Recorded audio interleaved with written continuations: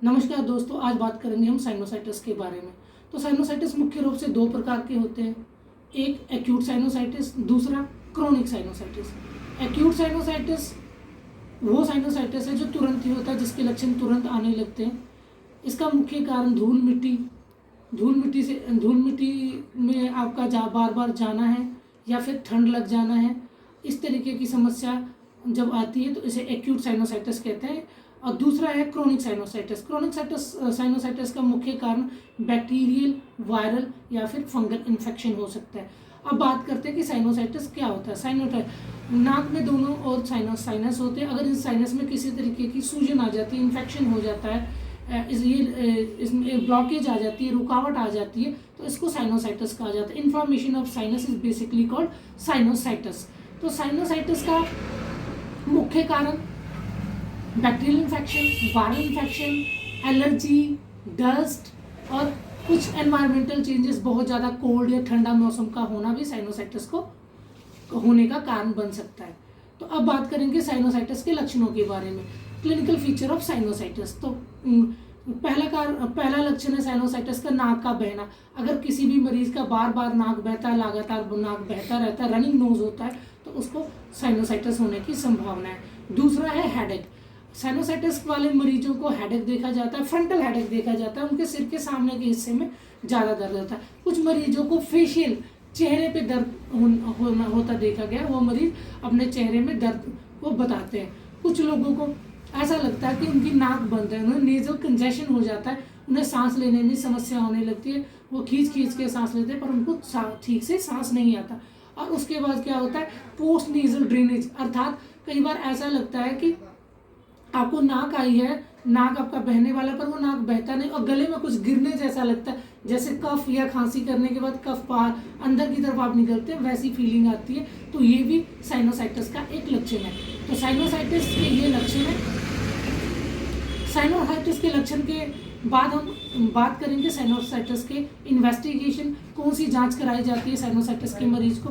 तो साइनोसाइटिस के मरीज का सबसे मुख्य जांच उसका एक्सरे है। एक्सरे फॉर पीएनएस, पैरानल पीएनएस के लिए एक्सरे कराया जाता है। उसके लिए सिटी स्कैन का भी सहारा लिया जा सकता है। उसके लिए कल्चर और सेंसिटिविटी ऑफ नेजल डिस्चार्ज भी कराया जाता है, ताकि हम एंटीबायोटिक को चूज कर सके कि कौन सा एंटीबायोटिक दिया जाता है। तो मुख्य रूप से हम x ray for PNS, CT scan, culture and sensitivity of the nasal swab, इसका इस्तेमाल साइनोसाइटिस के मरीज को ठीक करने के लिए करते हैं। अब बात करेंगे इलाज के बारे में।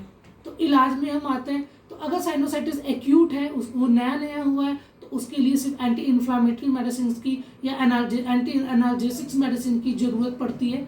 तो वो दर्द की दवाइयाँ या हल्की सूजन की दवाइयाँ दी जा सकती है। उसके साथ हम नेजल डीकंजेस्टेंस ड्रॉप्स का इस्तेमाल करते हैं। अगर नाक बंद है तो उससे वो नाक खुल जाती है और सिम्टोमेटिक ट्रीटमेंट करने के बाद मरीज को राहत मिलती है। अब अगर मरीज को क्रोनिक साइनोसाइटिस है तो उसके लिए हमें एंटीबायोटिक्स देने पड़ते हैं, जिसमें एमोक्सिसिलिन, पोटेशियम क्लेविनेट का इस्तेमाल किया जाता है। कैप्सूल एमोक्सिसिलिन या मेगापेन का इस्तेमाल किया जा सकता है। ज़रूरत पड़ने पे थ्रोट इन्फेक्शन अगर साथ में कंबाइंड है तो एजिथ्रोमाइसिन टैबलेट, एजिथ्राल 250 या 500 का भी इस्तेमाल किया जाता है।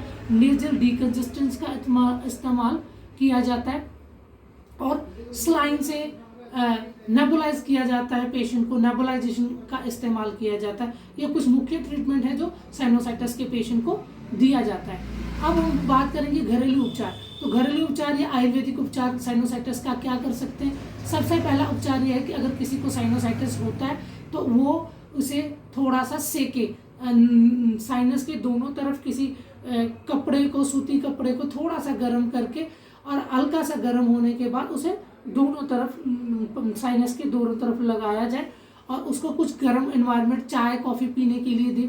अदरक वाली चाय का इस्तेमाल करें, दालचीनी वाली चाय का इस्तेमाल करें, हल्दी में शहद डाल के आप इस्तेमाल करें।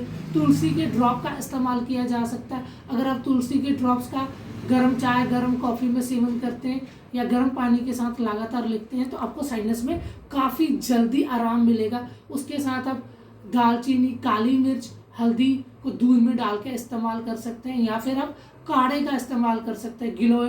गिलोय की पत्तियां डाल के, पान का पत्ता डाल के, उसमें हरी पत्ती तुलसी के डाल के, साथ में काली मिर्च डाल के आप इस्तेमाल करें तो आपको बहुत अधिक आराम आएगा। उसके अलावा षडबिंदु ऑयल आता है, आयुर्वेदिक ऑयल होता है, उसका इस्तेमाल नशे के तौर पे करने से आपको साइनस में, हेडेक में काफ़ी ज़्यादा आराम आएगा और बार बार जुकाम होना कंट्रोल हो सकता है। तो अधिक जानकारी के लिए हमसे संपर्क करें, हम बिना साइड इफेक्ट के आपका ट्रीटमेंट करेंगे। हमारे चैनल का नाम है मास्टर ने हेल्थ केयर एंड फिटनेस, तो प्लीज़ उसको लाइक करें, सब्सक्राइब करें और शेयर करें। हम इंस्टाग्राम पे भी हैं, हमारे इंस्टाग्राम के 2 हैंडल हैं, एक है तारा देवी क्लिनिक और दूसरा हैंडल हमारा है डॉक्टर सिंह 60। तो आप कहीं भी हमसे संपर्क कर सकते हैं। Thank you so much.